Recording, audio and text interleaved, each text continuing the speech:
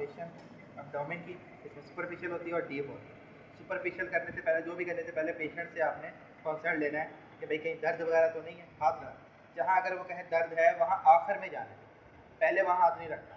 अगर कहते हैं इधर मेरे दर्द है और आप कर रहे हो, तो आपने इसके एंड में ये नहीं अब यहाँ से स्टार्ट किए पढ़, इधर कहते हैं तो कोई मसला नहीं, आप यहाँ से ऐसे बना लो, राइट से भी बना सकते हो, लेफ्ट से भी बना सकते हो। और सुपरफिशियल में करना क्या होता है, पेशेंट की तरफ देखना होता है। हमने इसमें 2-3 चीज़ें देखनी होती है। एक तो उसका हमने कॉन्फिडेंस गेन करना होता है कि भाई हाँ भाई कुछ नहीं करेंगे, दर्द शर्द नहीं होगी। इसके लिए आपने इसके राइट ईयरिंग फोसा से लेफ्ट से शुरू होना है और आपने आराम आराम से फेरते आना, दबाना शमाना कोई नहीं। इसमें हम क्या देख रहे हैं, एक चीज़ हम जो हिलाते हुए देख रहे हैं इस पर हाथ फेरते हुए, वो ये देख रहे हैं कि इसकी सॉफ्ट है, टेंडर है, किस तरह का, हार्ड है, रिजिड हुआ हुआ है। रिजिड होगा तो पूरे का पूरा एब्डोमेन हमें सख्त नज़र आएगा, लेकिन ये सॉफ्ट है। और अगर ये हम कोई एक ख़ास ऑर्गन को ये किसी को ये कर रहा होगा, गार्डनिंग का भी इफेक्ट देख सकते हैं कि अगर इसको अपेंडिसाइटिस होगा तो इसकी फेस पे हम देख रहे होंगे। तो और एक और चीज़ है, एक और चीज़ है, इसमें लेवल पे जाके करना है, आप लेवल नहीं मिस करना आपने। हाथ आपका बेशक आप बैठो ना, लेकिन एटलीस्ट आपका हाथ जो सर कहते हैं वो कहते हैं इसके एब्डोमेन पे बैठा, क्योंकि आप इस तरह करोगे तो आप वॉक कर दोगे। कोशिश करो कि आप इस तरह हाथ रखो, इसके पैरेलल रहना चाहिए, हॉरिजॉन्टल, और ये आपने कर लेंगे। इसमें आपने गार्डनिंग जरूर देख लेनी है, ये अक्सर आ जाता है अपेंडिक्स का पेशेंट बहुत ज़्यादा बड़ा होता है, तो उसको जैसे आप इधर हाथ लेके जाओगे उसके फेशियल एक्सप्रेशन चेंज हो जाएंगे और ये एरिया सख्त होगा सिर्फ, बाकी सारा नॉर्मल होगा। ये हो गया सुपरफिशियल। अब आ जाते हैं डीप पाल्पेशन। डीप पाल्पेशन में जो सबसे पहले ज़रूरी होना चाहिए कि हाथ आपने एक्सपायर, जब इसको कहना है लंबे लंबे सांस लेने, और आपने जब हाथ है वो अंदर लेके जाना है एक्सपायर पे, और 2 इंस्पिरेशन तक वेट करना है। जैसे दूसरी इंस्पिरेशन ख़त्म होने लगे आपने मुंह स्लाइड करना है, ना कि उठा लेना है। नबी दसम सब यही कहते हैं। उसके लिए अब आप करेंगे क्या, इसके लेवल पे जाएंगे हम, ठीक है। आप इसको कहेंगे लंबा लंबा सांस लेकर आहिस्ता लें, ये जैसे इसने क्या मैंने कहा लो सांस, ये एक हो गया, अब ये दोबारा हुआ, मैंने मूव कर लिया,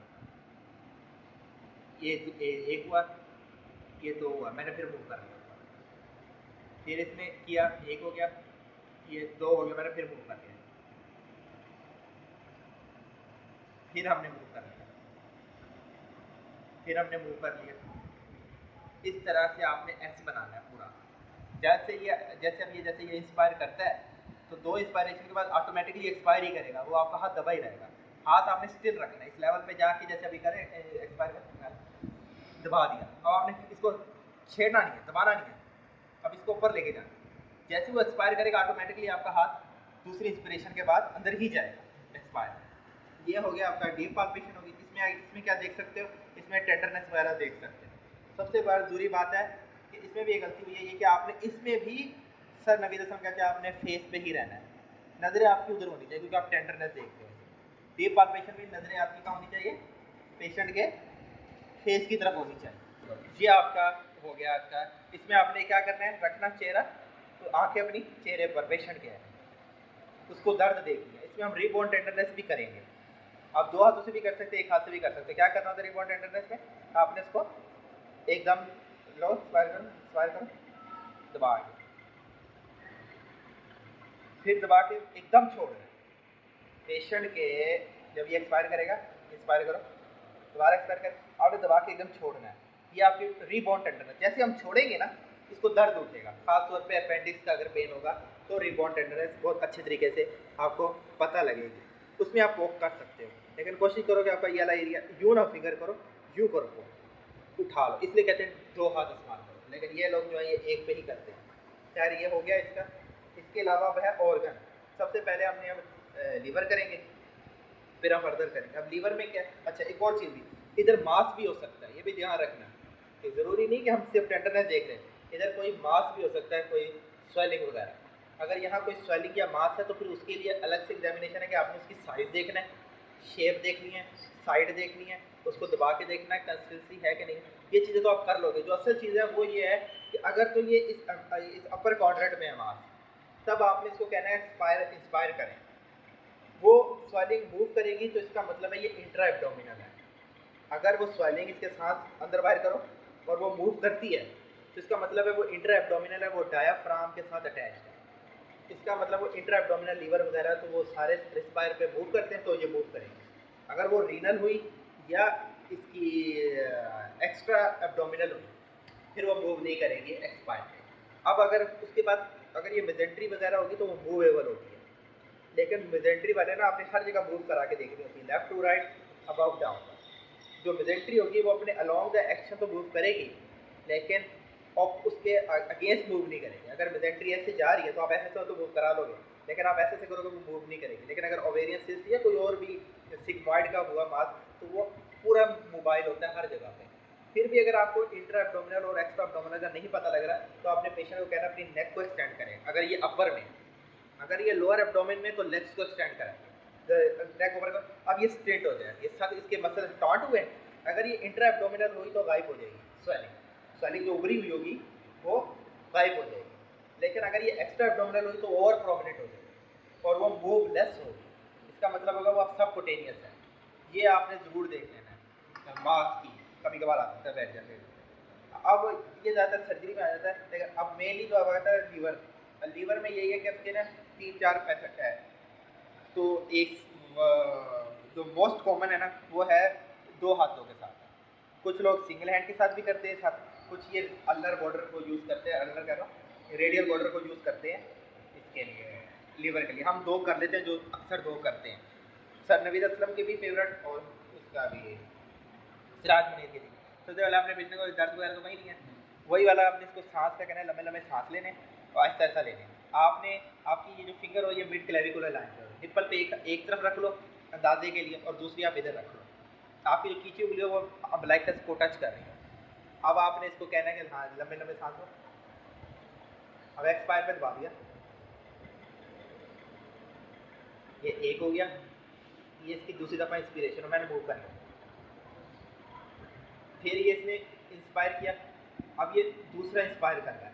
अब मैं फिर मूव कर गया, अब इसने एक्सपायर ही करना है, अब फिर इंस्पायर करेगा। अब फर्दर अब ये आपने इस तरीके से चलना होगा, जहाँ रिप के जाते आपने रुक जाना।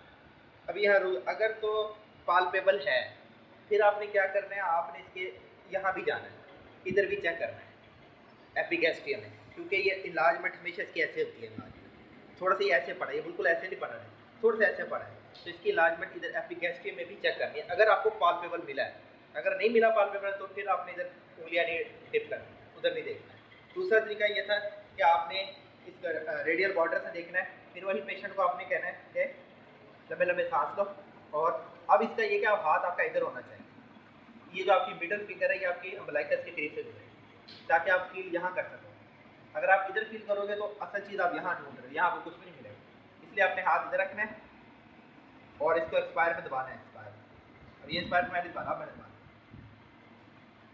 एक, ये 2, फिर मैं मूव करेंगे, एक हो गया, ये दूसरे में फिर मैं मूव करूँगा और दोबारा इसने एक्सपायर ही करना। इस तरीके से आपने इसके ऑर्गन्स को ऑपरेट करना है। अब क्या देखा हमने इसमें, हमने इसकी देखते हैं इसकी वो शेप क्या है, राउंडेड है या ये शार्प है। ये शार्प भी हो सकती है, राउंडेड भी हो सकती है, या आपने लीवर को देखना है। ये बड़ा इंपॉर्टेंट है कि आपने देखा क्या, पाल्पेबल तो है, फिर आपने आगे उसकी बतानी है डिस्क्रिप्शन, क्योंकि अक्सर ये आपसे पूछ लेते हैं कि आप सिर्फ पाल्पेट करो लीवर को, आप खड़े हो जाते हो कह के भी पाल्पेबल है। तो आगे आपने बताना है कि भाई कितना नीचे आया हुआ है ब्रेथ। अगर इंची टेप है बहुत अच्छी बात है, नहीं है तो कोई मसला नहीं, आपने बताया 2 फिंगर 3 फिंगर नीचे आया हुआ है।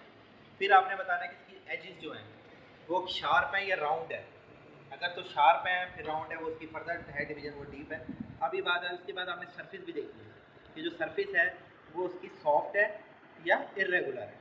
अगर तो सॉफ्ट है तो काजिज होगी हेपेटाइटिस और हार्ट फेलियर, ठीक है। और अगर ये हुई इरेगुलर तो सिरोसिस और मैलिग्नेंसी हो सकती है। अब यही आपने इसकी कंसिस्टेंसी भी देखनी है कि भाई वो कितना नरम है कि दबाने पर। जब आप ये कर रहे थे तो मैंने इसकी वो भी चेक किया कि ये नरम है कि ये हार्ड था।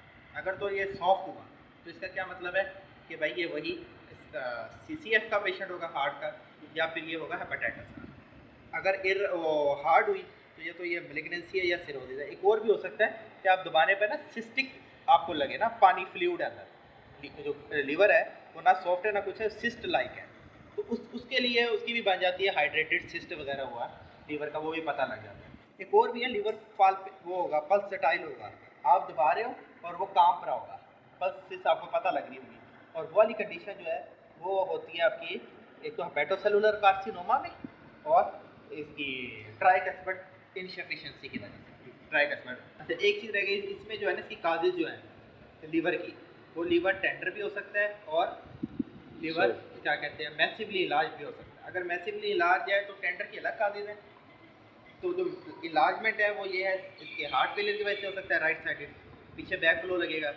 इसमें हेपाटाइटिस की वजह से लग सकता है, वो वायरल हेपाटाइटिस चाहे वो क्रोनिक हो उसकी वजह से होता है। एब्सिस बन सकती है, इसकी लिवर एब्सिस हो सकती है। और इसमें कौन सी कंडीशन आ सकती है, मैलिग्नेंसी हो सकती है, हेपेटोसेलुलर कार्सिनोमा भी हो सकता है, सिरोसिस। हाँ अब आ जाओ इसके टेंडर में। अब टेंडर में सबसे प्यारी बात ये कि इसका हेपेटोसेलुलर कार्सिनोमा टेंडर में होता है, क्योंकि उसका कैप्सूल होता है। हेपेटोसेलुलर कार्सिनोमा टेंडर होगा। हार्ट फेलियर की वजह से जो होगा वो भी टेंडर होगा हेपेटो में, उसमें भी दर्द होगी, जब दबाऊंगा इसका फेस में तब्दीली आएगी। तीसरा क्या करना है इसमें, और क्या होगा, उसमें होगा एक्यूट हेपेटाइटिस में सिर्फ जो एक्यूट इन्फेक्शन होता है ना 3 मंथ से पहले पहले, उस वाले में दर्द होगी, टेंडर होगा। क्रोनिक में पेनफुल नहीं होगा। और उसके अलावा ये किस में पेनफुल होगा, ये होगा पायोजेनिक में भी होगा, लीवर पायोजेनिक लीवर में भी होगा और उसमें भी होगा, हाइड्रेटेड सिस्ट में भी पेनफुल होगा। खैर उसके ये हो गई आपकी इसकी काजेज, ये हो गया आपका लीवर का। लीवर के बाद अब हम क्या करते होते हैं, स्प्लीन पे जाएंगे। अब स्प्लीन जो है आपको पता है उसकी वो डायगोनली पड़ी है, तो आपने भी डायगोनली ही जाना है। ये फिंगर्स आपकी इधर होंगी, चेहरे पे नज़र होगी टेंडरनेस देखने के लिए। आपने इसको कहना है लंबे लंबे सांसें लो, मुँह खोल के। एक हो गई इसकी, ये दूसरी हो गई, फिर आपने मूव करा देना। फिर एक इसने एक्सपायर की, ये दूसरी एक्सपायर की, मैं मूव कर रहा हूँ, अब एक्सपायर कर रही है। इस तरह आपने मूव करते करते इसके रिसर्च सिंगल हैंड से कर लें वो ज़्यादा बेटर है कि आपके इजीली चले जाएंगे इसके। इसमें जाने के बाद एक काम ज़रूर करना है, आपने इसके नीचे फिंगर पॉक करके देखनी है अंदर जा रही है कि नहीं जा रही। पाल्पेबल अगर हो भी गया फिर भी आपने ये चेक ज़रूर करना है कि फिंगर आपकी कॉस्टल मार्जिन के नीचे जा रही है कि नहीं जा रही। साथ आपने स्प्लेनिक नॉच भी देखनी है, ये भी एपिगैस्ट्री में आ जाती है, जैसे लीवर इलाजमेंट में आ जाता है, ये भी आप नॉच भी देखेंगे, नॉच की शेप, ये आपने इसकी देख ली है। अगर आपको फर्स्ट करो स्प्लीन नहीं मिली है, फिर आप क्या करोगे, आपने दोबारा वही मनूवर करना है। इसमें आपने हाथ रखना है और पेशेंट के रिब्स के जो उसकी डायरेक्शन है उसको अपनी तरफ खींचनी है, और पेशेंट को फिर से कहना है लंबे लंबे सांस लो। वही वाला आपने सारा नज़र आपकी उसकी चेहरे पर होगी और आपने पाल्प करना है पाल्पेबल, ठीक है। उसके बाद अगर अभी भी नहीं मिला फिर क्या करोगे, फिर इसको कहोगे मेरी तरफ करवट ले लो, हाथ आपका इधर ही होगा। फिर आप यही काम करोगे कि कहोगे एक्सपायर करे और आपने इसका मूव करते हुए इसकी हाथ आपका इसके रिब केज पे और अपनी तरफ खींचा हो। ये इसके 3 हैं मेथड। ये स्प्लीन हो गया। स्प्लीन के काजेज सबको पता है कि किस किस से हो सकता है, कोई 12-13 काजेज हैं, kala-azar, malaria, autoimmune haemolytic anaemia, sideroblastic, lymphoma, leukaemia, वो सारे काजेज को याद करनी है, टेबल जरूर सुनते हैं सबसे। इसकी काजेज हेपेटोस्प्लीनोमेगाली की अलग काजेज है, वो अलग से याद करनी। उसके बाद मैसिव स्प्लीनोमेगाली जो हो गया ना उसका क्रोनिक माइलॉइड ल्यूकीमिया उसका, और कालाजार है, क्रोनिक मलेरिया है, और माइलोफिब्रोसिस है। अच्छा उसके बाद इसके बाद हम चले जाएंगे इसके, स्प्लीन भी हो गया, ये भी हो गया। अब रह जाता है इसका किडनी रह गई। अब किडनी के लिए है बाइमैन, बड़ा इजी सा है। जो डोमिनेंट हैंड होना चाहिए वो नीचे होना चाहिए, तो ऊपर होना चाहिए, और जो नॉन डोमिनेंट हैंड है वो नीचे होना चाहिए। अब काफ़ी लोगों का लेफ्ट हैंड हो तब भी लेफ्ट हैंड को नीचे लेके जाना है और राइट हैंड को ही ऊपर रखना है। अक्सर लोग कहते हैं नहीं हमारा डोमिनेंट लेफ्ट है तो आप तो ये कर लेंगे, नहीं रखना आपने, क्योंकि जब आप इधर आओगे तब आपके लिए बड़ा आसानी हो जाएगी। दूसरी तरफ इस साइड में तो मसला हो सकता है, आप इधर डाल के ये कर लोगे, लेकिन यहाँ फिर आपके लिए बड़ा डिफिकल्ट हो जाएगा। इसलिए रूल यही है कि आप अपना लेफ्ट हैंड नीचे रखो और जो आपका राइट हैंड है उसको ऊपर रखो। उसमें करना क्या है, आपने पहले नीचे से दबाना है, जोर उसके नीचे से देना है, फिर आपने ऊपर से दबाना है। ये ज़रूर करना है, पहले नीचे से दबाना है फिर ऊपर से दबाना है। नीचे से पुश करने का फ़ायदा क्या हुआ कि अगर कोई मास होगा तो वो ब्लोट करेगा, टपेगा, हाँ टपेगा, और आपकी ये जो फिंगर्स हैं इस पर महसूस होगा, या जहाँ यहाँ से दबाएंगे तो आपको पता लगेगा ये वापस नीचे भी गया है, उस उंगली पे मिलेगा। तो एट अ टाइम नहीं करना, पहले एक साइड को करना है फिर दूसरे को करना है।